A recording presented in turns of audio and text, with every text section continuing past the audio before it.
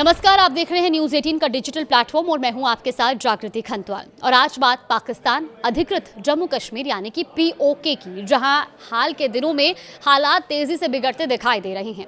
जिस इलाके को पाकिस्तान दुनिया के सामने शांत और सामान्य बताने की कोशिश करता रहा है, वहीं अब लोग सड़क पर उतरकर आज़ादी की मांग कर रहे हैं, लेकिन इन मांगों के जवाब में उन्हें गोलियां मिल रही हैं।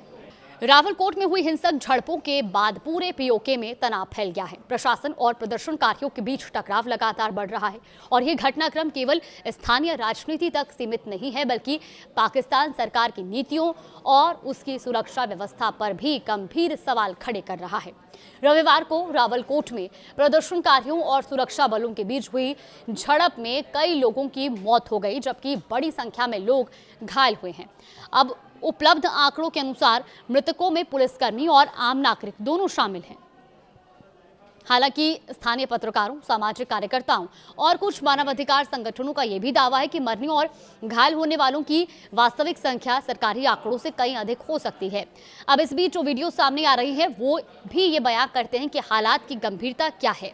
इन वीडियो के आधार पर ये आरोप भी लगाए जा रहे हैं कि पीओके में प्रदर्शनकारियों के खिलाफ सख्त कार्रवाई की जा रही है। अब सवाल यह है कि आखिर ये विरोध प्रदर्शन किस बात को लेकर है। दरअसल प्रशासन ने ज्वाइंट आवामी एक्शन कमेटी यानी कि JAC के प्रस्तावित लंबे मार्च को रोकने के लिए व्यापक अभियान चला रखा है और ये मार्च भीमबर से शुरू होकर मीरपुर, कोटली और पुंछ के रास्ते मुजफ्फराबाद पहुंचने वाला था। प्रदर्शनकारियों की योजना विधानसभा के बाहर धरने देने की थी, लेकिन प्रशासन ने मार्च की अनुमति देने से इनकार कर दिया। इसके साथ ही आंदोलन से जुड़े कई नेताओं और कार्यकर्ताओं को हिरासत में ले लिया गया। अब बताया जा रहा है कि 200 से अधिक लोगों को पूछताछ और सुरक्षा कारणों का हवाला देकर गिरफ्तार किया गया और कई स्थानीय नेता गिरफ्तारी से बचने के लिए अंडरग्राउंड हो चुके हैं, लेकिन इसके बावजूद आंदोलन थमता नजर नहीं आ रहा। प्रशासनिक सख्ती के बावजूद विरोध की आवाजें लगातार उठ रही हैं। मुजफ्फराबाद, रावलकोट, मीरपुर, भीमबर और अन्य इलाकों में लोगों ने प्रदर्शन किए। कई स्थानों पर बाजार बंद रहे और यातायात भी प्रभावित हुआ। प्रदर्शनकारियों का यह भी कहना है कि वो अपने अधिकारों और राजनीतिक प्रतिनिधित्व के लिए संघर्ष कर रहे हैं। और अब बात करते हैं विवाद की जड़ की। दरअसल ये विरोध किसी एक दिन या एक घटना का परिणाम नहीं है, ये लंबे समय से जमा हो रहे असंतोष का नतीजा है। जहां एक तरफ महंगाई, बिजली की बढ़ती कीमतें, बेरोजगारी, प्रशासनिक समस्याएं और राजनीतिक प्रतिनिधित्व जैसे मुद्दों को लेकर लोगों में नाराजगी बढ़ रही थी। अब JAC ने इन मुद्दों को लेकर समर्थन हासिल किया और हाल के महीनों में संगठन ने विधानसभा में शरणार्थियों के लिए आरक्षित सीटों को समाप्त करने जैसी मांगों को भी प्रमुखता से उठाया। यही मांगे अब सरकार और संगठन के बीच टकराव का प्रमुख कारण बन गई हैं और इन घटनाओं के बाद मानवाधिकारों को लेकर भी सवाल उठने लगे हैं। अब सामने आए वीडियो और रिपोर्ट के बाद कई मानवाधिकार संगठनों ने स्थिति पर चिंता जताई और उनका यह भी कहना है कि राजनीतिक असहमति को केवल सुरक्षा और कानून व्यवस्था के मुद्दे के रूप में देखना और हालात को जटिल बना सकता है।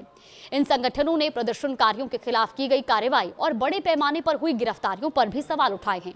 उनका यह भी मानना है कि इस तरह की कार्रवाई से क्षेत्र में तनाव और बढ़ सकता है। फिलहाल पीओके में हालात पूरी तरह सामान्य नहीं हुए हैं। यहाँ पहले भी विरोध प्रदर्शन होते रहे हैं और हर बार प्रशासन और सेना की कार्रवाई चर्चा का विषय बनी रही है। अब प्रशासन किसी भी नए बड़े प्रदर्शन को रोकने की तैयारी में है, जबकि आंदोलन से जुड़े लोग अपने अभियान को जारी रखने की बात कह रहे हैं। इस पूरे घटनाक्रम के बीच जुलाई में होने वाले चुनाव भी बेहद महत्वपूर्ण माने जा रहे हैं, क्योंकि स्थानीय मुद्दों के साथ साथ 12 आरक्षित सीटों को समाप्त करने का मामला भी राजनीतिक बहस के केंद्र में आ चुका है।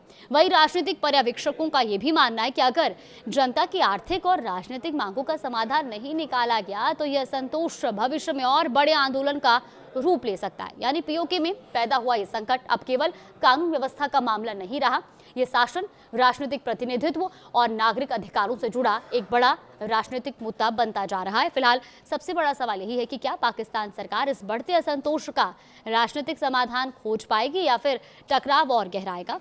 इस पर आगे भी कोई अपडेट आएगा तो आप तक जरूर साझा करें।